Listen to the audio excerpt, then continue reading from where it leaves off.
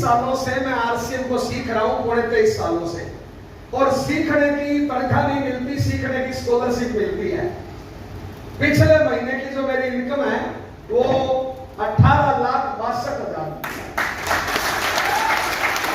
तो स्टेटमेंट आप लोगों को भेजी थी, वो पहले दिन की भेज दी थी, 1 महीने का ग्रोथ कौन शोर जुड़ा उसमें।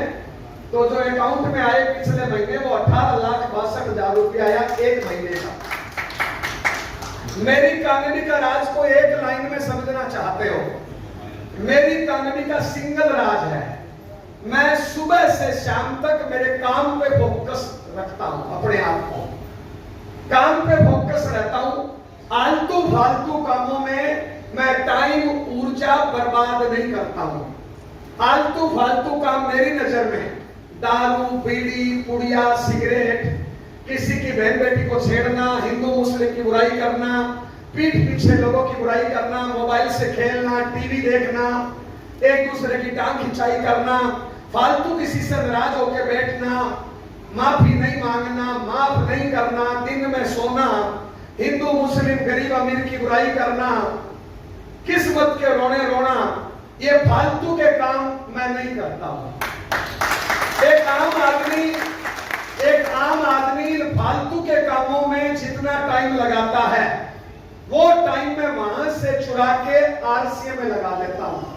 और मेरी इस छोटी सी आदत के कारण आज मैं 18 लाख रुपए महीने का आदमी हो सकता। ये मेरी कहानी का राज है और मेरी सारी बातें इसी के इर्द गिर्द घूमेगी। मैं उम्मीद करता हूं आप सभी लोग मेरी बातचीत ध्यान से सुनेंगे। यस, पक्का सुनेंगे? पक्का? विशेषकर ये महिलाएं तो जरूरी मेरी बात ध्यान से सुनना है।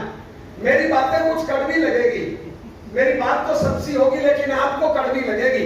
आपको बीच बीच में लगेगा कि पहले 150 रुपए ले लिया फिर गालियां निकाल रहा है, तो मैं पहले माफी मांग लेता हूं, मैं जाते टाइम फिर माफी मांगूंगा। मेरा लक्ष्य ये नहीं है कि आपकी आत्मा को दर्द हो, मेरा लक्ष्य है कि मेरी बात जो मैं बताने आया हूं वो पूरी आपके भीतर जाए। यस, मेरा आपसे किसी से भी ना दोस्ती है ना दुश्मनी है साहब। ओके, मैं उम्मीद करता हूं ध्यान से सुनेंगे। ओके, और परिचय दूं थोड़ा सा। मेरा नाम जयनारायण हुआ, राजस्थान में श्री गंगानगर से हूं मैं। मम्मी पापा भाई बहन सब लोग खेती करते हैं। आपके आशीर्वाद से, पूर्वजों की मेहनत से खेती अच्छी होती है। मेरे पिताजी के लगभग 200 एकड़ जमीन है, हमारे खेत में करोड़ों की फसल होती है। एक आम आदमी की इच्छा होती है कि घर बनाऊं, गाड़ी ले, वो मेरे घर में जन्म से पहले ये चीजें थी। परिवार में हम 4 भाई बहन हैं, मैं सबसे छोटा हूं। घर वालों ने पढ़ाया लिखाया, मैं पढ़ाई में बीएससी एलएलबी हूं, बताने को मैं एडवोकेट वकील हूं। मेरी घरवाली का नाम मंजू है, मैं बीएससी एलएलबी हूं। मेरी घरवाली पढ़ाई में BA LLB double MA BEd है, अभी भी कुछ पढ़ती लिखती रहती है। 23 साल पहले शादी हुई, दोनों लोग वकालत करने लगे। शादी के 2.5 महीने बाद ये आरसीएम मिला। आरसीएम जब पहली बार बताया जाता है तो 90% लोगों के समझ में नहीं आती है, बात ऊपर से निकल जाती है। क्यों? हर कोई किसी न किसी चिटफंड कंपनी के बारे में सुना होता है। कई लोग चिटफंड कंपनियों में बर्बाद हो गए होते हैं, कई लोग कंपनियों को नेगेटिव मानते हैं। इसलिए जब आरसीएम पहली बार आता है तो 90% लोग समझते ही नहीं है, पहले बोल देते हैं अच्छा कंपनी है क्या, मैं सब जानता हूं। वो किसी चिटफंड कंपनी से तुलना कर देते हैं और सुनते भी नहीं। आपकी दुआ आशीर्वाद रहा, शायद इन बहनों का आशीर्वाद रहा कि जब मुझे आरसीएम बताया तो मैंने आरसीएम को ठीक से समझा और मैंने अंदर ही दिमाग में गुणा भाग किया कि मैं आरसीएम में काम करता हूं तो मेरा नुकसान क्या है, मेरा फायदा क्या है, जा क्या सकता है और मिल क्या सकता है। पूरा गुणा भाग करने के बाद मेरे को समझ में आया आरसीएम में नुकसान का कोई चांस नहीं है और फायदा कितना भी हो सकता है वो मेरे मेहनत पे और मेरी नॉलेज ट्रेनिंग पे डिपेंड करेगा। तो मैंने 24 अगस्त 2002 को आरसीएम ज्वाइन किया और इस सिस्टम में काम करना शुरू कर दिया। 3 महीने तक मैंने काम किया। 3 महीने में मेरी इनकम आई 0। मेरी उम्र 22 साल थी। 22 साल का एक जवान बंदा पूरे दिन स्प्लेंडर मोटरसाइकिल पे, दोपहर में वकालत करता, सुबह शाम आरसीएम करता। 3 महीने तक इनकम 0 और 3 महीने में मेरे घर का माहौल खराब हो गया। मेरे माँ बाप, भाई बहन, पत्नी जो भी थे ना, वो सारे लोग मेरे को समझाते थे कि तू पागल हो गया, तेरा दिमाग सटक गया, लोगों ने तेरा दिमाग निकाल दी, तेरी अक्ल निकाल दी, पूरे दिन कुत्तों बिल्लों की तरह हांटता रहता है, राम राम सुना था, नमस्कार सुना था, ये तेरे को बीमारी लगी है साला, जय आरसी क्या है बोलना है, राम राम बोलो, श्याम श्याम बोलो, श्री कृष्णा बोलो, हरे कृष्णा बोलो। ऐसे लोग मेरे को मतलब भाई बंधु माँ बाप सब समझाने लगे। जब ज्यादा समझाने लगे तो मामला सहन नहीं हुआ। मैंने मेरी अपलाइन से पूछा, मैंने कहा भाई घर का माहौल खराब हो गया, तुम तो बोल रहे थे रोटी टेक्निकल आएगा, इधर तो साला रोटियां बंद हो गई, हेलो घर पे टाइम पे रोटियां नहीं दे रहे। तो मेरी अपलाइन ने बोला भाई तेरी घरवाली थोड़ी पढ़ी लिखी है, घर में थोड़ा पैसा वैसा ठीक है, तो तू एक काम कर, एक मीटिंग है और उस मीटिंग में घरवाली को उठा के ले आ। मेरे घर से 70 किलोमीटर दूरी पे मीटिंग थी और मैं घरवाली को बिना बताए उठा के उधर ले गया, जैसे आज कई पति पत्नी लाए होंगे। तो मैं वहां पे ले गया, वो मीटिंग बहुत अच्छी हुई और मीटिंग से घरवाली को कुछ समझ में आ गया। तो घरवाली ने कहा ठीक है आप आरसीए में काम करो, आपको मैं रोटियां टाइम पे दूंगी। उससे मेरे को फायदा हुआ कि मेरे को रोटियां टाइम पे देनी होगी। तो आज जितने भी लोग फैमिली सहित आए हैं ना, मेरी गारंटी है रोटियां टाइम पे मिलेगी, अगर ध्यान से सुनेंगे तो। जब रोटियां टाइम पे मिली तो थोड़ा काम किया, चौथे महीने इनकम आई 885 रुपया और धीरे धीरे कभी इनकम 1000, कभी 300, कभी 5000, कभी 500, कभी 10,000, कभी 1300। ऐसे शुरुआत में इनकम कम ज्यादा होती है। आप में से कई लोगों की हो रही होगी। धीरे धीरे मैं बढ़ते बढ़ते 2 साल से इस सिस्टम में रॉयल्टी पे पहुंच गया और मेरी रॉयल्टी की इनकम आई 22,478। 2004 अगस्त में मैं रॉयल्टी पे पहुंच गया। 2004 में 22,000 रुपया आज के 1 लाख के बराबर होता था। तो जैसे ही 22,000 की इनकम आई, घरवाली खुश हो गई। घरवाली ने कहा ये तो बढ़िया है, मैं भी करूंगी।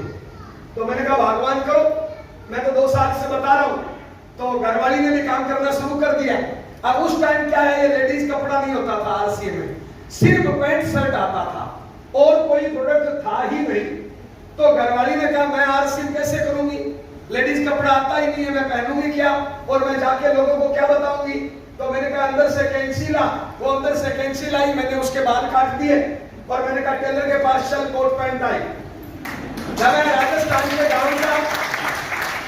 राजस्थान के गांव का जाट हूं, वहां पे हमारे पर्दा प्रथा होती है। मेरी माँ की उम्र 78 साल है, ये 20 साल का लड़का जाएगा तो मेरी माँ अभी भी घूंघट निकाल लेगी। अब उस परिवार में मैंने घरवाली के बाल काट दिए और कोट पैंट टाई सिलवा दिया, तो घर का माहौल तो कैसा होगा आपको पता है। यस, एक दिन में गांव में पता चल गया, नेगेटिव सूचना तुरंत फैल जाती है। मेरी माँ का गांव से फोन आया, तू पागल है, मेंटल है, तेरे तो बीमारी लगी है, बाड़ी काट दी है। मैंने कहा हाँ। बोले कितने? मैंने कहा पूरी ही काट दी है, मामला ही खत्म है, दोनों बराबर है। तो बोले गांव में क्या इज्जत रहेगी, लोग क्या कहेंगे, गांव में मजाक करेंगे, इज्जत खराब कर दी, हम गांव में ये है वो है, होते हैं ना।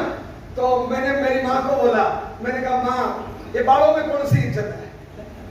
मैंने कई लंबे लंबे बालों वाली को और मैंने कई घूंघट वालियों को साला रात में दीवार कूदते हुए देखा है प्राइम मर्दों के साथ।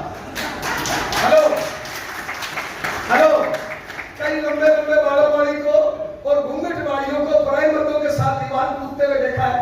मैंने कहा मां ये बातें पुरानी हो गई, अक्ल या संस्कार यहाँ होना चाहिए, ये पर्दे से कुछ नहीं होता। हेलो, तो मेरी माँ ने बोला तू ऐसा ही है। मैंने कहा माँ थोड़े दिन ऐसा ही हो, दबा के मेहनत करी भैया। घरवाली ने कहा बच्चे कब करने हैं, कितने करने हैं। मैंने कहा कोई काम है क्या, साला कुत्ता भी 20-20 कर लेता है, पहले कैरियर बनाते हैं। यस या नो, बच्चे तो करते रहेंगे, क्या है यस या नो।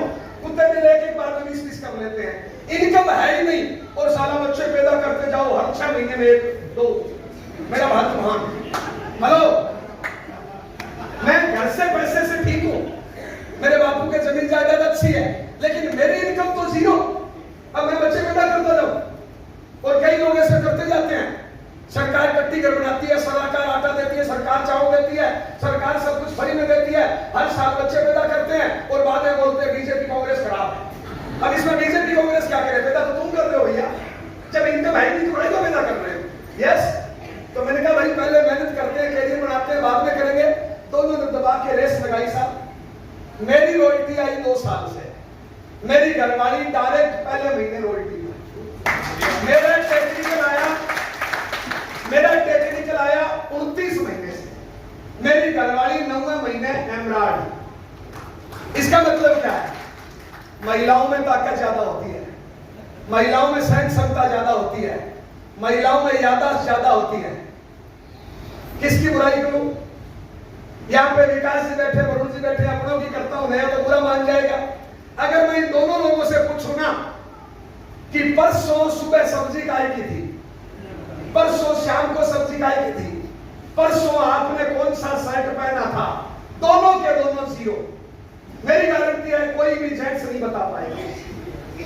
लेडीज में किसी से भी पूछूं ना जो एकदम अनपढ़ है, कुछ भी नहीं जानती ना क्या कबूतर, मैं उससे पूछूं ना कि 5 साल पहले एक शादी में तू गई थी, साड़ी कौन सी थी, कोका कौन सा था, बाड़ी कौन सी थी, नेल पॉलिश कौन सी थी, जूते कौन से थे, सैंडल कौन सी थी, वो सारा बता देगी। अपना नहीं, शादी में जितनी महिलाएं आई थी सबका बता